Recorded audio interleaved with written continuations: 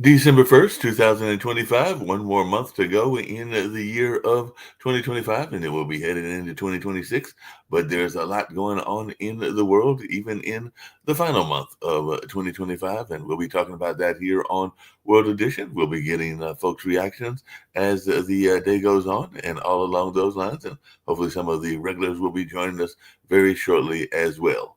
Hong Kong arrests 13 on suspicions of a manslaughter over apartment fires. So Hong Kong contractors, I should say, used unsafe netting at fire site, is what officials are saying. And definitely mainland China public donation for Hong Kong fire relief top Hong Kong $80 million. So it looks like Hong Kong has also arrested more suspects in the fire probe as the death toll hit around 15. This particular article is saying, and all along those lines.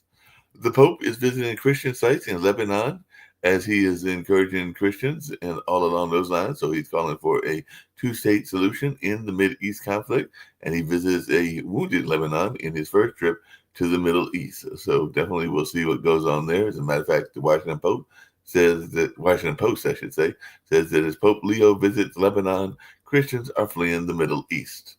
And UK Starmer says he's proud of budget and public was not misled.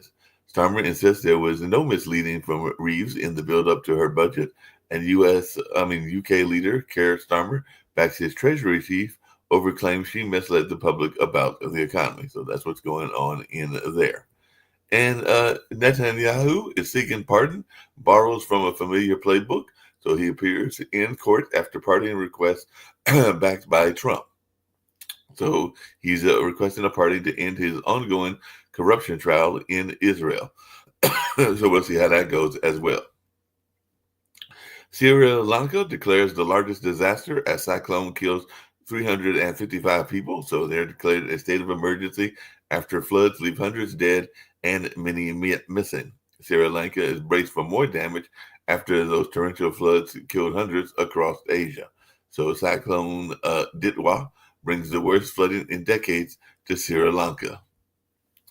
British Prime Minister given 2-year Bangladesh prison sentence in her absence. So Tulip Siddiq MP given jail sentence in Bangladesh after a trial in her absence. So she's been sentenced to prison by the Bangladesh court for corruption. So Bangladesh's ex-leader Hassana and her British lawmaker niece both found guilty of corruption. And thousands in Philippines protest corruption, demand return of stolen funds. So thousands marched into the Philippines demanding Marcos resign over a fraud scandal. And definitely it looks like there was thousands protesting corruption in the flood projects in that particular area. And Filipinos Archbishop asked Catholics to attend protests against government corruption. And that was a couple of days ago. And it looks like they might have followed those orders and all along those lines. And I was talking about that severe storm. It looks like the floods in Indonesia, Sri Lanka, and Thailand left over 1,000 dead. So the severe storms definitely had their impact in that area. And first cruise ships returned to Montego Bay, signaling tourism recovery. JGB's Ari Hour web series to focus on Jamaica post Melissa recovery. And definitely that's something that folks will be looking at as well. And what Jamaica wants after the deadly hurricane, visit us, is what the island is saying. So they'd like people to come back and visit them and all along those lines. In Switzerland, voters have rejected a climate tax in a referendum. So Swiss voters rejected a new inheritance tax, but the debate riled up the ultra-rich. So the ultra-rich weren't happy in that space. And teens may have come up with a new way to detect, treat Lyme disease using CRISPR. As a matter of fact, I saw a little bit of that news story on 60 Minutes yesterday. So Lyme disease often goes undetected when it's most treatable, and these teens are working to change that. Matter of fact, that particular article was called The CRISPR Kids, and that was on 60 Minutes yesterday. Honor killing, 18-year-old Dutch girl drowned for Western behavior. So Muslim dad and son allegedly drowned teen over Western lifestyle, refusing to wear the headscarf. So cowardly father and sons drowned their tragic female teen kin over Western lifestyle is what officials are saying in that particular case. Reports say the world's biggest arms producers increased revenue by 5.9% last year.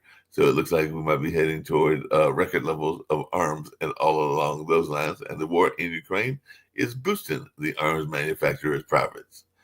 And four were arrested after Australian police found thousands of satanic child sex abuse images and all along those lines. So that's something that's happening in Australia. And this country was just named the number one place to retire for healthcare and affordability, among other things. So it looks like Greece is now the world's best place to retire. So it looks like the world's top retirement destination and how Americans can move there. There are also 10 budget friendly Asian countries where your money goes further for retirees and others. So some of these retirees, if they have the resources, may be moving to Greece. And NATO is preparing to confront Russia with limited U.S. support.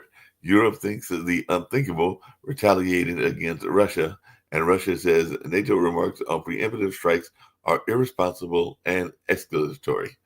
And Ghazians are saying Israeli forces killed 2 children amid persistent violence. So 2 brothers killed in an Israeli drone attack or drone strike on Gaza. So lots going on the international front. And I'll say about a couple of things happening in the U.S. front, and then I'll see who I've got with me and everything like that.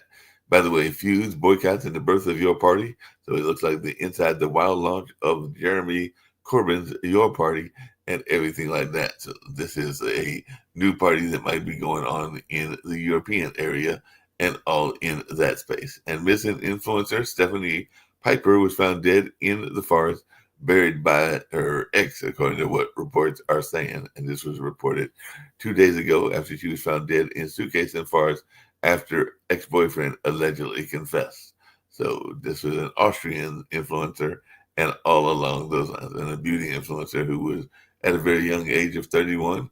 Her ex-boyfriend and 2 of his family have been arrested.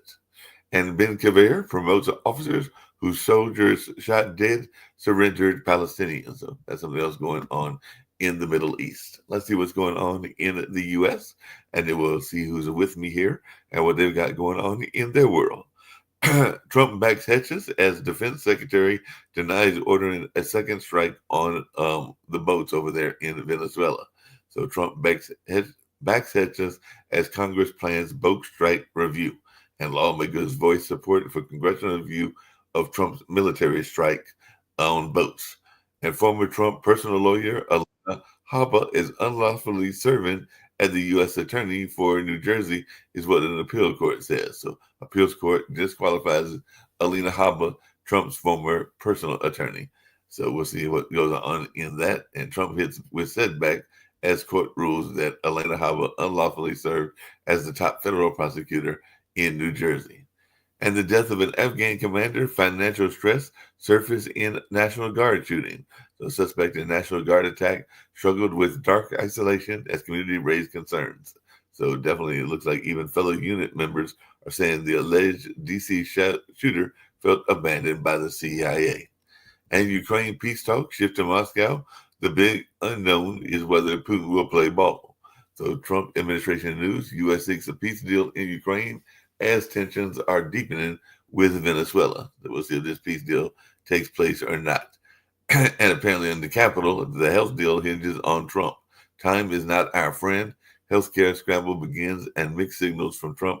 Trump says it may be necessary to extend Obamacare subsidies that fuel the shutdown. And the White House has postponed unexpected unveiling of a new healthcare cost proposal. So we'll see what all goes on in this space as well. And Luigi Mangione will appear in court as his attorneys seek to have key evidence tossed from that state murder case. So accused CEO assassin Luigi Mangione asked judge to toss evidence from his arrest. And of course, he's the one that is on trial for the killing of the United Healthcare's CEO. And Trump reportedly gave Maduro an ultimatum to relinquish power in Venezuela. So we'll see what goes on in that, if that takes place or doesn't take place, and all in that way. And Trump endorsed candidate and sportscaster leads Honduran presidential race. So conservatives in the lead in Honduras election.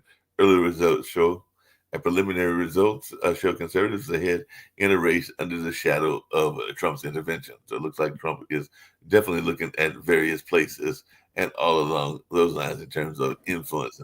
I've got Rick with me. I've also got Nick with me and everything like that. So how are you two gentlemen doing? And I'll see if Nick gets on camera. I'm okay. Tired. We stayed up late. Yeah, you and I stayed up late yesterday. A lot of yelling last night. Yeah, there was a lot of yelling.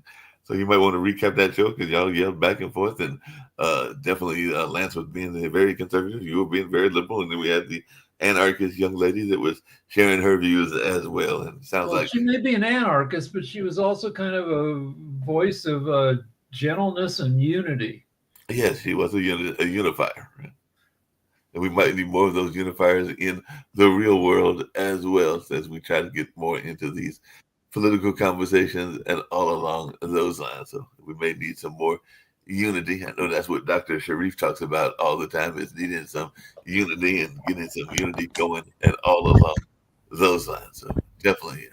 I asked you yesterday, I'm going to ask Sharif, and I know you said that Nick brought it up, but I didn't even know the gentleman had started it when he was a um, youngster. So like in his 20s and everything like that. So Sharif, do people use Polymarket in um, your area in Bangladesh? And if so, how often do they use it, which is that betting site that lets you bet on politics and bet on current events like whether Trump, I mean, not Trump, whether Taylor Swift will get married this year or not married this year and everything like that. So is it a active thing? Because apparently the founder, and I forgot his name, but apparently he's a NYU dropped out after his freshman year, which would have been in the COVID year and everything like that. And originally his competitor, Kofti, I think it's called, was saying that they did not go through the right channels to become a legal entity, so they had to go to court and change their kind of situation. And they even put Donald Trump Jr. on their board, and I think he's on the board of their rival as well. So the Trumps might be even influencing that particular market as well. But I just didn't know if your kids, since you work with a lot of kids, were involved in this kind of betting kind of situation. So you are talking about betting. Yeah, Poly Market is a political. You can like bet on the elections. There were people that were using it to Yeah, bet on the Trump yeah. election. You know, if you fully focus on law, rules, and regulations, Bangladesh people basically they are Muslim, more than 90%. Um, Legally, betting is not accepted in Bangladesh. I know that 57 countries around the world, those who are Muslim, lawfully they do not accept betting because Bangladesh is a Muslim country. Right. But because of social media and other things, I never involved with betting. I do not believe this kind of process. Uh, but what I see in social media, maybe many people active in this betting because I see for cricket, for politics, or what you discuss other sectors, many people actually get involved in these things. Uh, Another things like that cricket is very popular in South Asia, Yes. in Bangladesh, in India, Pakistan, and Sri Lanka. Already, many cricket player they actually involve with these bettings and all of the unethical things. That's why they suspend from national cricket teams.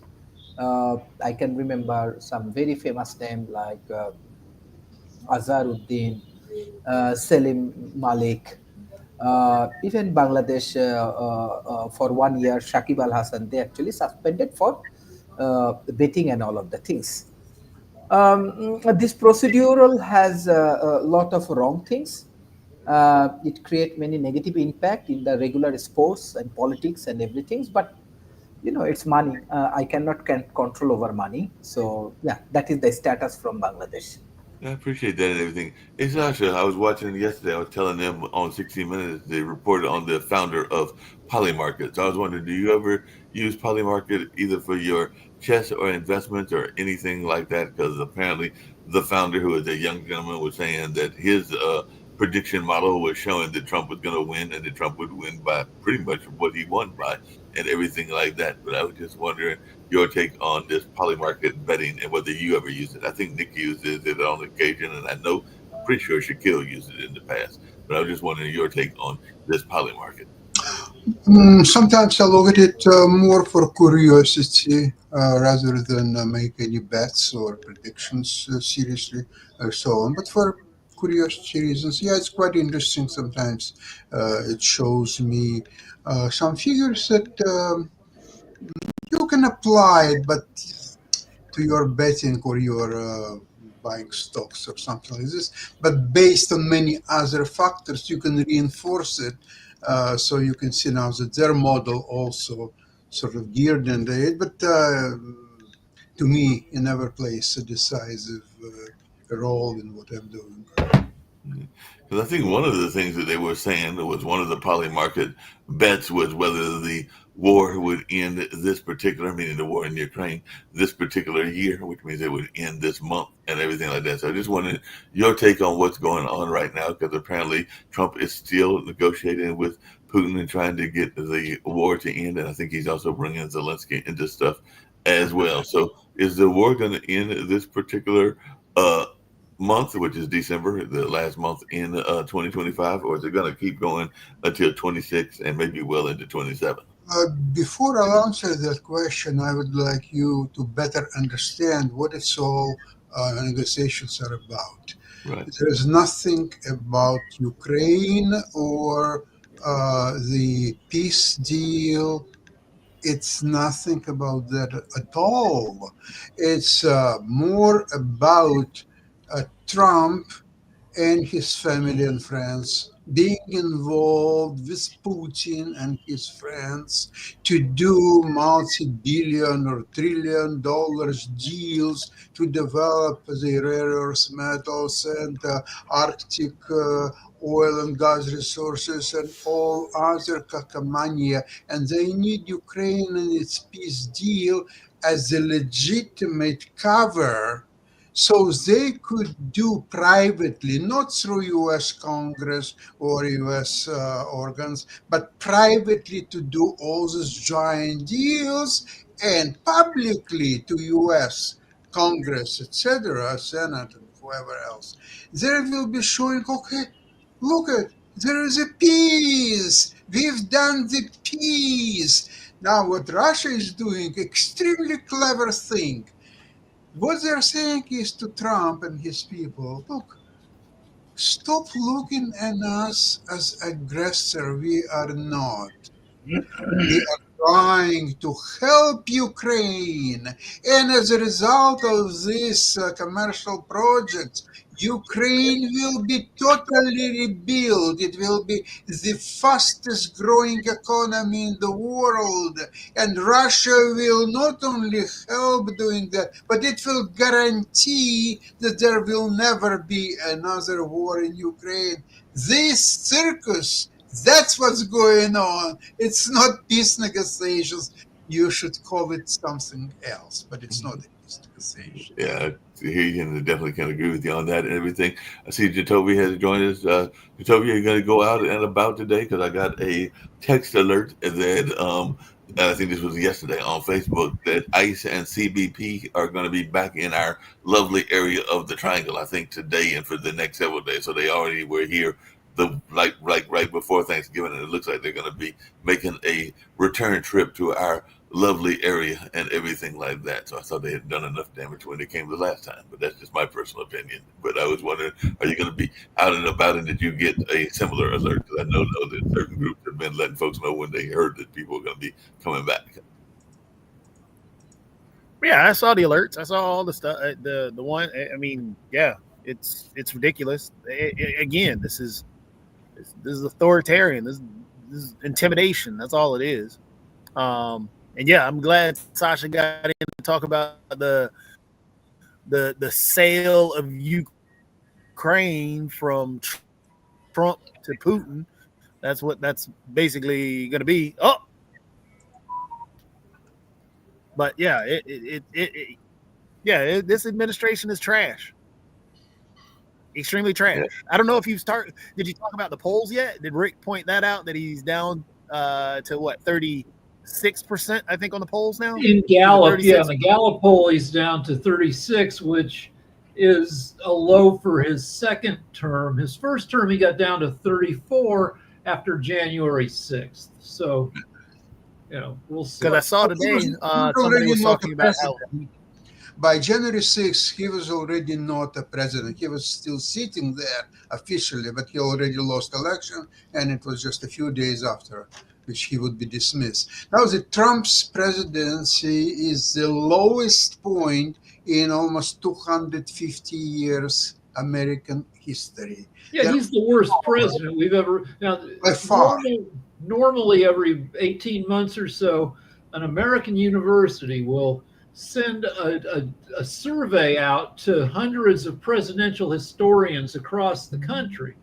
And in the 5 surveys that have been taken since Trump was first elected, he's come in dead last among all presidents twice, and then it was in the bottom 3 in the other 3 surveys. But no survey has happened in the past couple of years, and you have to figure because the survey would come back, and any historian who wouldn't be terrified of not being, being deported would come back and say, yeah, he's even worse now. He's by far the worst president in history. But this hasn't happened because you have to figure that every university is terrified of Trump taking away all their government funds if they came out with such a survey.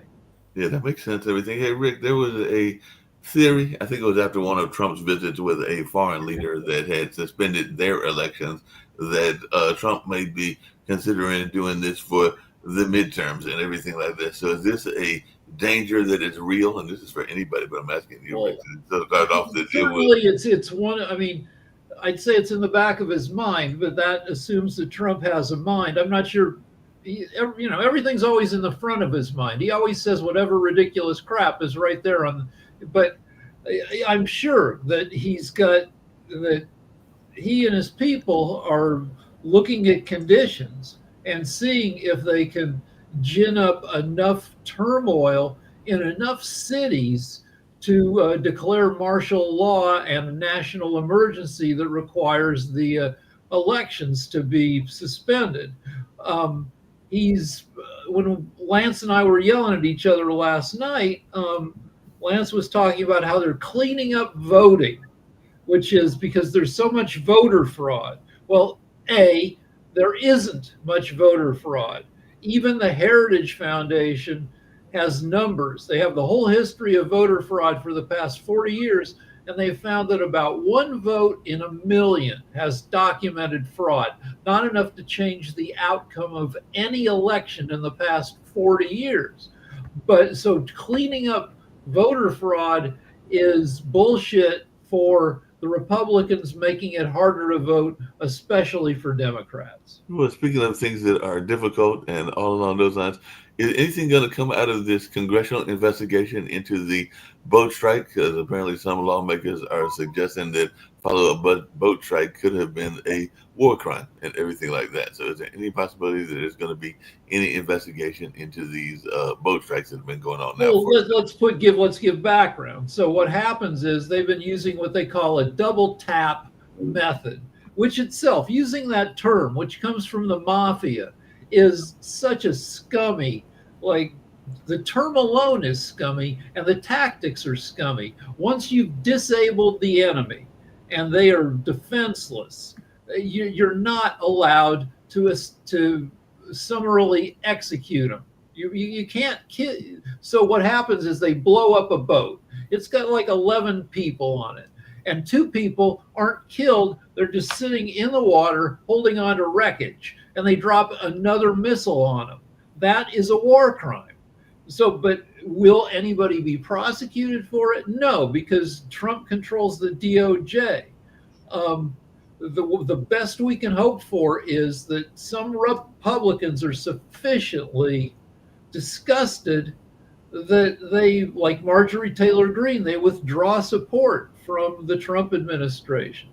And as Trump's approval continues to drop, which I assume it will, we may see Republican Congress people who are in purple districts that can go either way, may step away from Trump because he's toxic. Will we? I mean, it would be great, but probably won't happen. But if 3 or 4 Republicans switched parties in Congress, Republicans would lose control of the House of Representatives. That is a fairy tale. That probably won't happen. Yeah, that probably won't happen. But are we going to get a health deal and all along those lines? Because that's the other popular conversation that's been going on. I was watching, I think it was Chris Cuomo early this morning. Right. So Trump has had 8 years. Trump has been promising a new health plan to replace Obamacare since he ran for president in 2016. He's had 8 years to come up with something, and no. And they have until December 15th to re-up the Obamacare subsidies, the help people get in paying for their health care. So they got exactly 2 weeks. And it's if I were going to bet, I'd bet that they failed to re-up the subsidies because they don't have their shit together. And people's, but go to Jovi. I just want to say thank you to Rick, because Mark, you're asking questions that you know the answer to, and the answer is just simply no. There is no health deal that's coming. There is not going to be anybody, prosecuted or held account for the war crimes, because they are war crimes that they're committing in Venezuela, or actually off the coast of South America. And Venezuela is actually, I think it was Venezuela and some other South American countries are now bringing up that to the UN courts or the different courts and stuff, trying to figure that out. But the answer is no. And I just appreciate Rick trying to give longer answers than just saying, yeah, it's not true.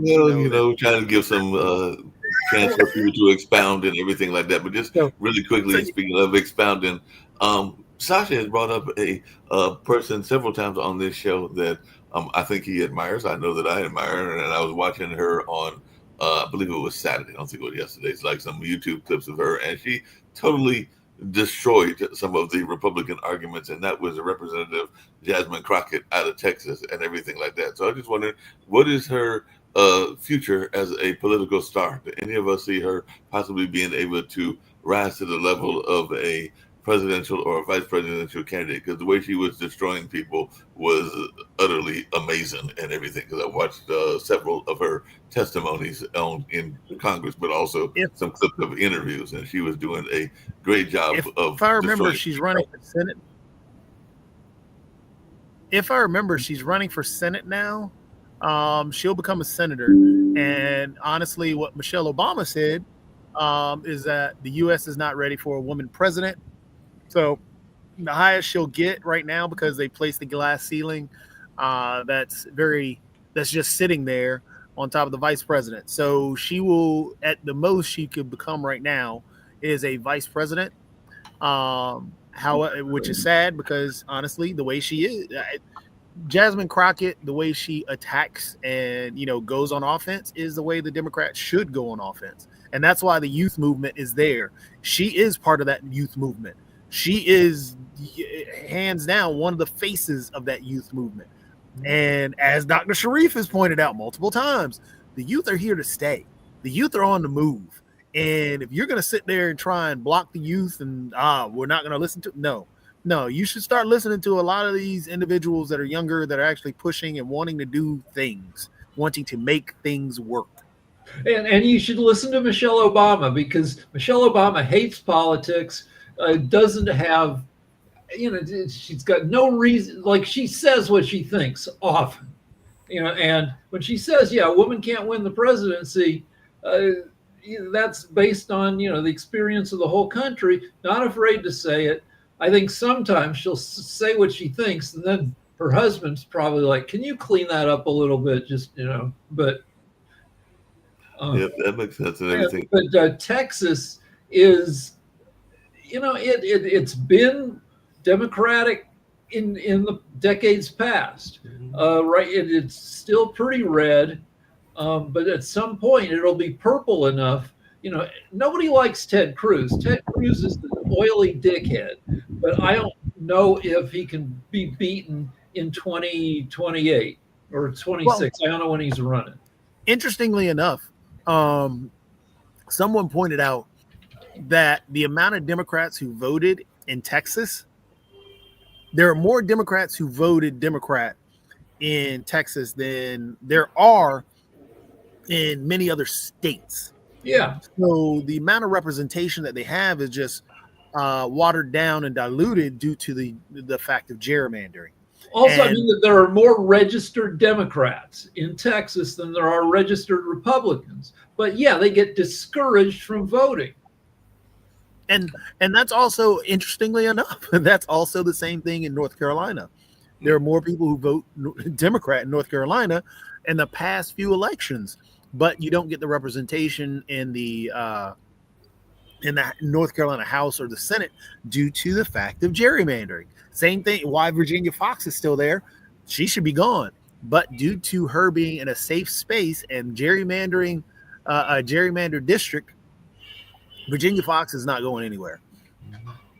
So I just looked up Ted Cruz's approval within the state of Texas, and the latest survey results are from August, which shows him at his lowest ever approval and highest ever disapproval. 50% disapprove, 35% approve, 14% don't know who the heck Ted Cruz is. Well, the one thing I can say about Ted Cruz that surprises people is that, because I remember that a friend of mine does a Black Business Expo, and he had another friend that was in Texas that apparently he is smart enough to know who to reach out to. So he reached out to some people that I know were business leaders in the African American community there in Texas, which has helped him win some support that he probably wasn't expecting to get and everything. So he is a cagey politician. I'll just put it that way. Yeah, no, he's a smart guy. He knows what the right thing to do is. He doesn't usually do the right thing, but there's a chance in the next year or so. Is he up in 26 for re-election? There's a chance that if Trump's approval drops enough, that Ted Cruz would see some kind of writing on the wall and would disavow Trump to try to pick up some centrist votes in Texas. And that's one thing I've noticed is he does try to play sometimes, not oftentimes, but sometimes to the centrist part of Ted the Cruz has plenty of reason to hate Trump. Trump called Ted Cruz's wife ugly. Yeah, but the problem is that Ted Cruz then became so sympathetic to Trump and became a Trump acolyte after Trump called his wife ugly. Trump said his dad killed JFK, all this other stuff. So Ted Cruz's name is just gone. Yeah, that makes sense. Everything. Sasha, it looks like Representative Mike Turner is saying you can't be America first and pro-Russia, as those negotiators apparently they're still saying they're trying to seek an end to broker an end to the war in Ukraine, which I don't think is anything but, like you said, an attempt to get some business deals made for Trump and his allies, like that. But I just wondering your take on this notion that Mike Turner is saying you can't be America first, which is a big Trump campaign slogan and everything, and pro-Russia. Well, you basically have two countries, US and Russia, trying to disable Ukraine and make it into kind of a minced meat and pretend on some things that they couldn't do it on the front lines. They couldn't defeat Ukrainians. So they're trying to do it through all kind of deals, so-called deals, and other fantasies. My prediction is that it's not going to work for various reasons. Number two, I just don't understand the Trump's motives to stop the war in Ukraine. Because as long as it goes on, Ukraine doesn't invest any more money to Ukraine. It doesn't support Ukraine. All it does, it sells Europeans weapons that Europe is delivering to Ukraine. So Europeans are paying for that, and the United States is getting benefits for its military complex, and I really don't see any downside for United States if war would continue. Is anybody help me to understand that? Why Trump is so adamant about peace in Ukraine? When Well, he wants to take, continuation for of one thing, he wants $100 billion of money taken from Russia. Russia had like 300 billion on deposit in Western banks, and that money's been frozen to pay for the damage that Russia has done. And uh, one point of the peace deal was that America gets to take 100 billion of that. So it's always money with frickin' Trump. But I have a question for you, Sasha. Is there going to be a major offensive from either side with to try to grab some more territory with peace talk before the peace talks lock down any kind of borders?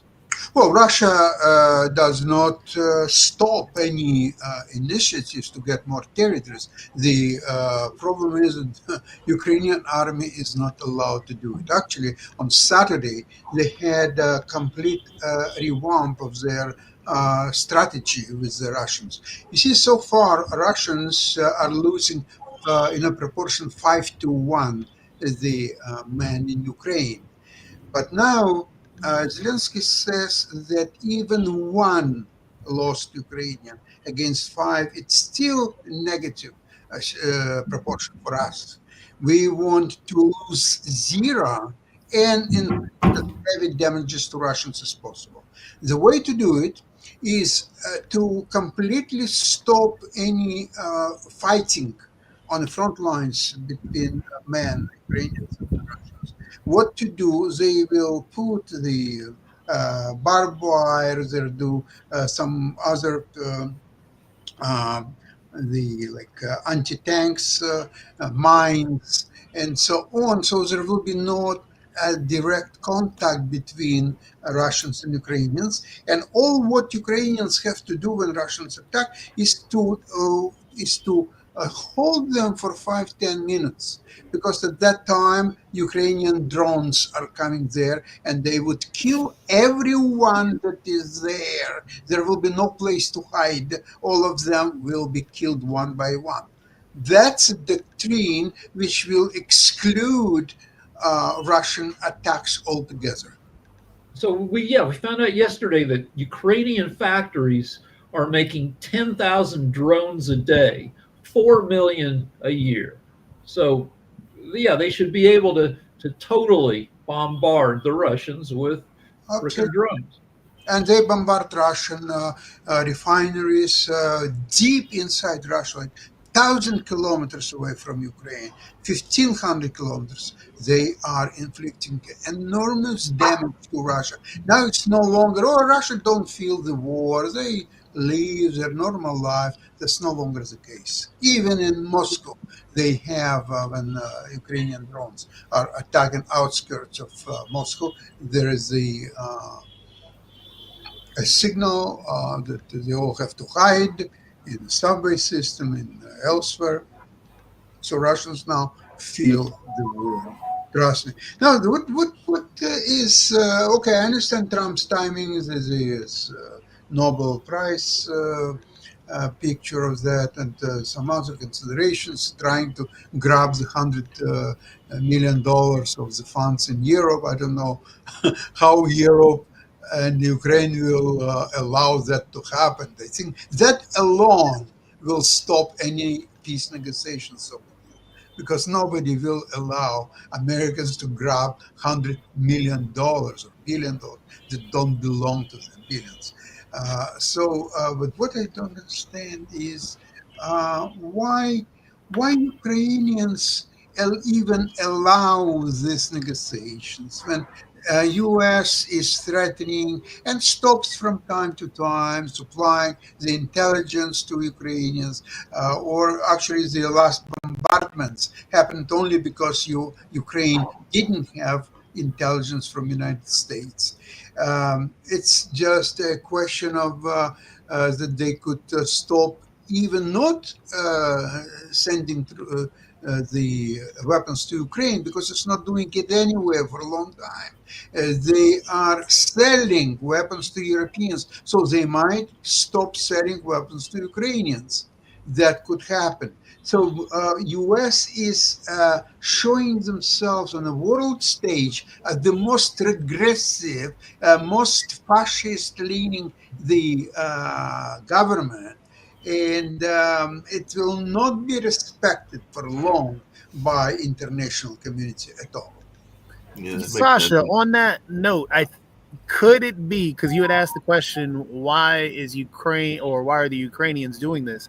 Is it possible that they're playing that chess game? That the Ukrainians are, okay, we're going to call your bluff. We're going to put all the chips on the table. We're going to show you that we're trying to actually end this. And as much as you keep trying to propagate to the world that we're the aggressors or that we're not doing anything, look, this is what we're doing. And that exactly what you said, how it's showing the U.S., showing the world how regressive the U.S. is right now with this administration in there. Is that why I think that might be why, but I want to, ask you, but I think that's why Ukraine is like, okay, we're going to show the world what you're doing to us, and we're not going to play this game anymore. Yeah, it requires a lot of heroism from Ukrainian population and soldiers, first of all, and Ukraine has it in abundance. Think about something. Russia is much bigger country, never mind even nuclear weapons and so on. Their economy probably 9 times as big as Ukrainian. Their territory is 25 times bigger. Their resources, the number of men that potentially could be brought to the front lines is enormous. It's 5 times bigger than Ukrainians. So how could Ukraine resist for almost 4 years to Russian assault? That's incredible, because by any loss of the war, okay, this is plus Russia has bigger territory. This is another plus, more men available. This economy is much bigger than Ukrainians. So that alone, there is nothing more to discuss. That 3 factors alone should have bring Ukraine on its knees 2 years ago, maybe 3 years ago, maybe right away, in 2 days after the beginning of the war. But it didn't happen in 4 years. Why? Because Russia's economy has major flaws. It's based on the natural resources like oil and gas, and because of various factors, the embargoes, the lower prices, and so on, this factor of Russian economy is bringing it down all the way. The mobilized Russian army, the people who started the war, the Russian army in 2022, they no longer among us. All of them were already killed long time ago. The new troops that are coming, they have no experience. Furthermore, they have no motivation. So the usual considerations why Russia should win this war, in this particular situation, they just don't work. So a lot of Western observers and analysts are saying that, well, Russia is much bigger, much stronger, it has more men, it has this and that, so therefore let's get a peace. But what's happened on the front lines? On the front lines, Russian cannot make even 100 meters advance in any directions. They're being killed by Ukrainians, by drones, by anything. They are having enormous losses on the front lines. This is the reason why Putin wouldn't just go and take the rest of the Donbass long time ago. Oh, he can't. He's trying, but he can't. So U.S. wants to give Putin something that he cannot win on the front lines, but it will be given. Okay. Here is the Donbass. Here is my $100 billion, and now we can have business and we can have this and that. This is what's happening right now. Russia cannot win the war on the front lines. It can win only through the horrible actions of U.S. president. Yeah, that makes sense and everything along those lines. Hey, Sasha, I was going to pivot just slightly and everything like that, but I was wondering because there is a case that is going on in Bangladesh and everything like that, and it involves both Britain and Bangladesh. But I was just wondering how much conversation is going on about the ex-leader Hassani and their niece that were found guilty of corruption, and if they were found guilty, are they going to be able to get Talib Sadiq to from Britain, where she is a MP, to Bangladesh to serve this 2-year sentence and everything like that? So, how much conversation is there around the general population in Bangladesh about this particular case? You have to explain me again, like what you are looking for about the Bangladesh information. So, I mean, like I was trying to figure out how much news coverage is that getting in Bangladesh. I know that we know about it just because of the BBC and everything like that, but the corruption case, is it getting a lot of attention in the local press? And if so, what are they saying in the local press? Yeah, honestly speaking, I do not see enough news about your issues in Bangladesh, and honestly speaking, if you discuss about these immigrations and other things, they're heavily covered. Trump, all of the initiative, all of his discussions, all of his dialogues, what he imposing for immigrant, global business, and everything. This is heavily discussed in Bangladesh. Yeah, thank you. So not as much on the local stuff that's going on, that like this particular case and everything. Hey, Rick, just really quickly, because I know that his relative was a controversial figure and everything like that, but it looks like Marcos is in trouble, the younger Marcos, and the thousands are wanting him to be out of office, and this is all over a fraud scandal. So what are you hearing, if anything, about this particular protest? I don't know. I don't. I mean, it's hard to get those guys out of office. Frickin' Netanyahu is asking to be part. Netanyahu's been on trial for 6-7 years for fraud and corruption charges in Israel, and now he's asking all the charges to be thrown out. So is that going to? I mean, once somebody has power, it's hard to push him out. Yeah, and that's what it seems like they're doing. He's doing it because Trump just pardoned the Honduran president who got tried for drug trafficking in the U.S.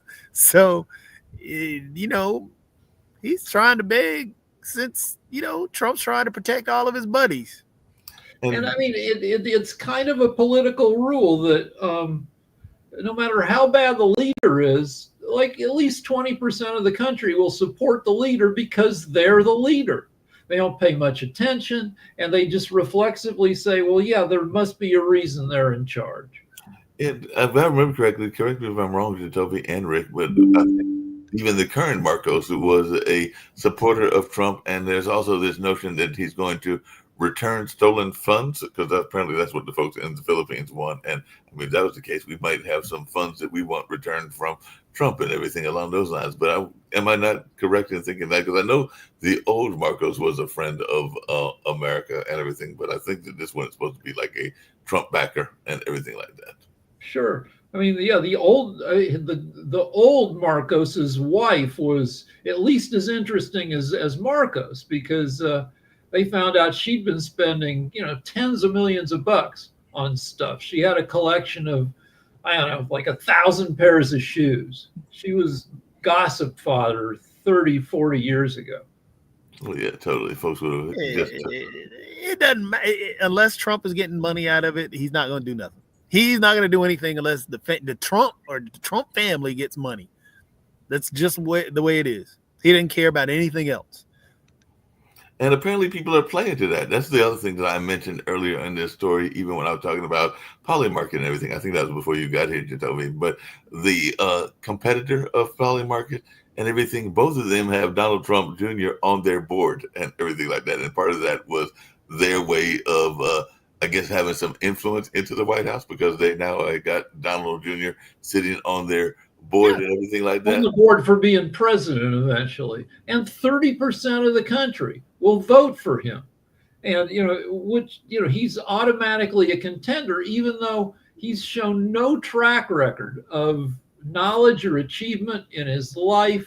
He has been, like, he's prohibited from operating a charity, for stealing from a kid's cancer charity. Won't matter.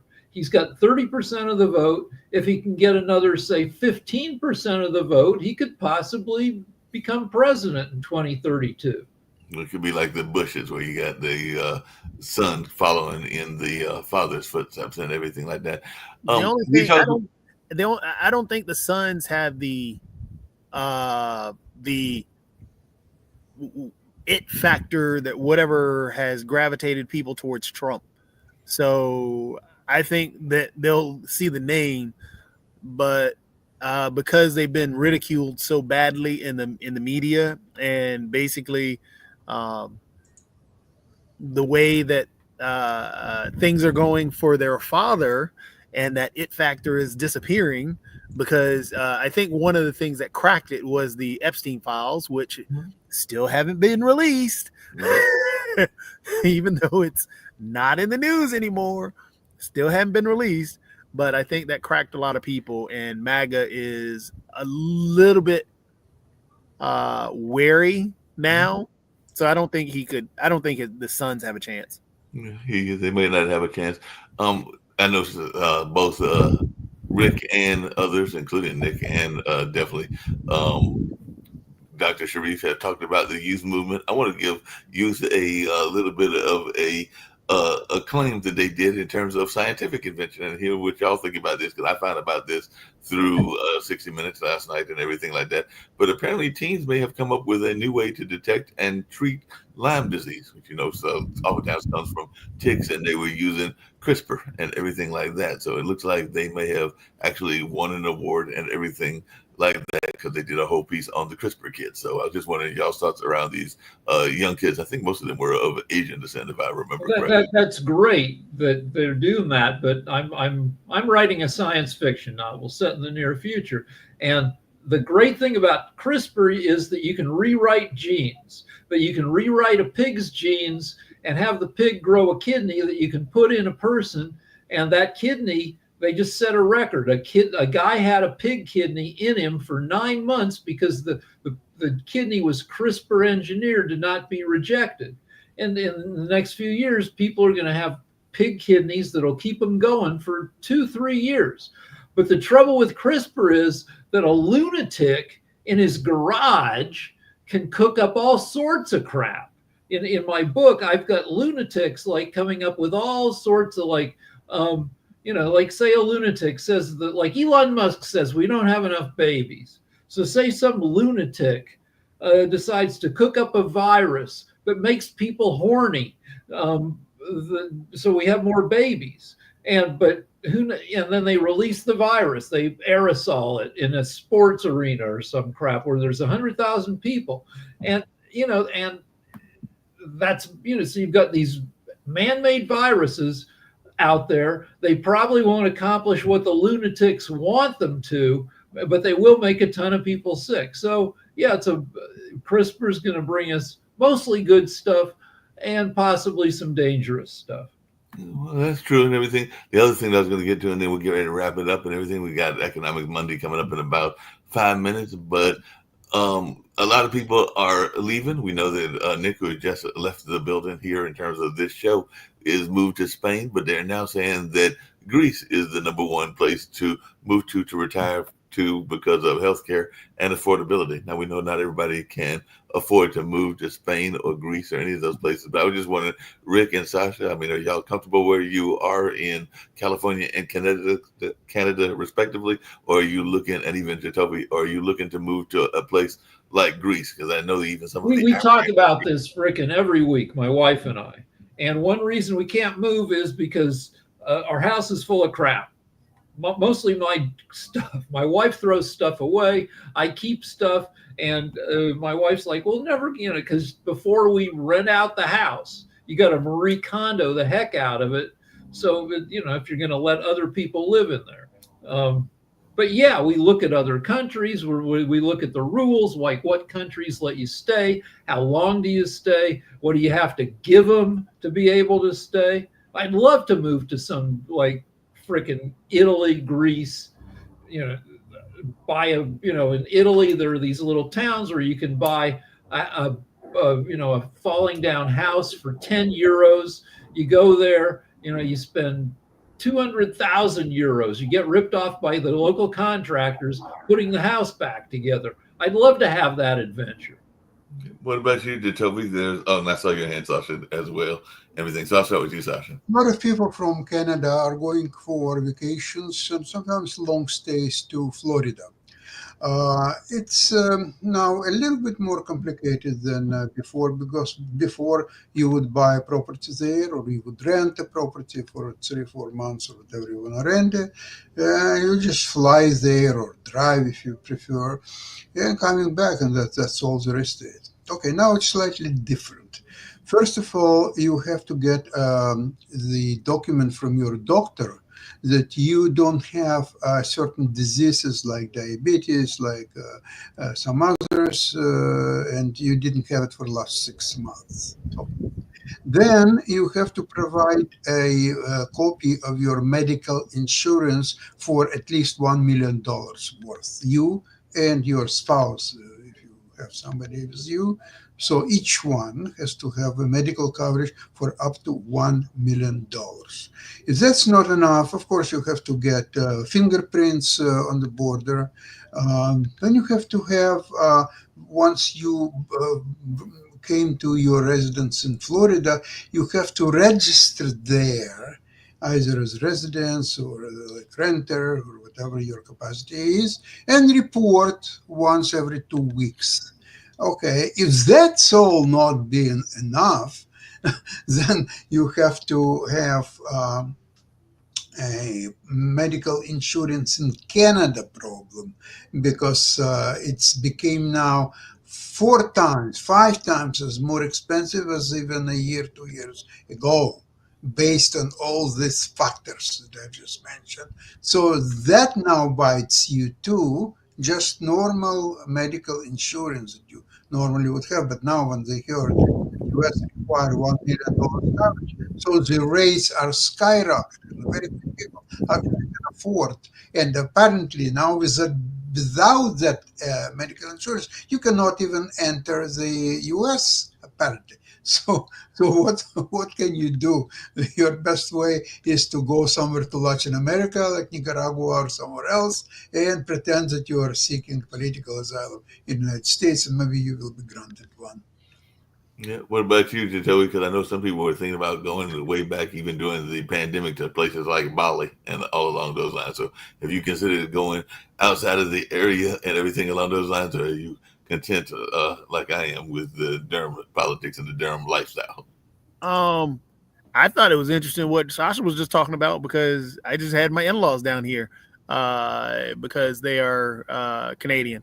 But yeah, the U.S. has lost 32, if I remember, 32 billion in tourism. Isn't it something like 12 or 17 billion directly from Canada?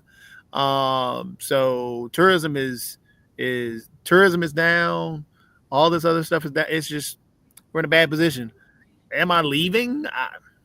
I mean, if I had the money, like Nick, to be able to just hop around to where I wanted to because I had the cash to be able to go, sure, I may do something. But Durham seems like a pretty sweet place to live. One of Lance's art students is moving to. You're in the middle of this research triangle. North Carolina, as I put it yesterday, isn't just a bunch of yokels on their front porch with a bottle of moonshine. You guys are a cool place to live.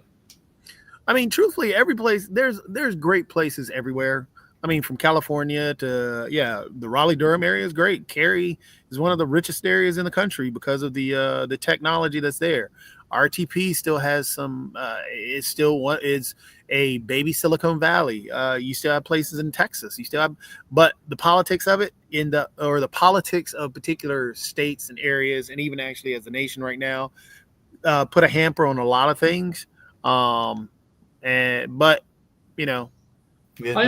would say that it, like a place like Austin, a blue city in a red state, is probably pretty exciting. It's a full of arts and stuff. People are probably pretty riled up from living in a state that is fighting with them.